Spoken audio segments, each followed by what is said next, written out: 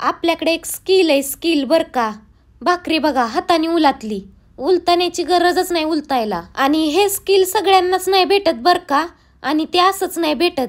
4थी पासून भाकरी थापायला शिकली तेव्हा कुठं जाऊन हे स्किल भेटलंय. आता उलताण्याची गरजच पडत नाही, हातानेच सगळा कारभार चालू असतो. तुमच्यातल्या कुणाकुणाकडे हे स्किल आहे मला कमेंट्समध्ये नक्की सांगा बर का.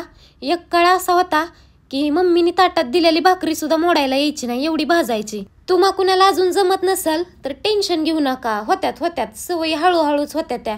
एकदा लग्न झाल्यावर तर मग काय, तवा पण तुम्ही हाताने काढून साईडला ठेवणार, एवढी ताकद येते.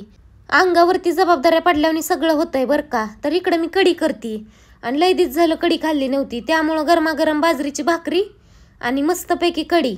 तर कढी चांगली ढवळून घ्यायची बर का, लय वेळ हलवायची म्हणजे एकजीव होती. त्यानंतर मी म्हटलं जरा कढी आणि भजी खावीत म्हणून इकडं भज्याची पण तयारी केली. तर अगोदर भज्याचं पीठ कालवून ठेवलं आणि नंतर भाकरी केल्यात.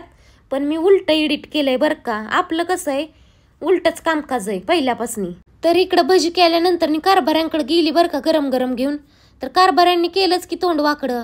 माझा नवरा ऐकलंय खाताव नाही बरं का. पण मी पण म्हटलं खायचं असेल तर खा, नाही खाल्लं तरी चालतंय. आता आपण पण असंच ठरवलंय, अगोदर पोट बनवून नवरं बा.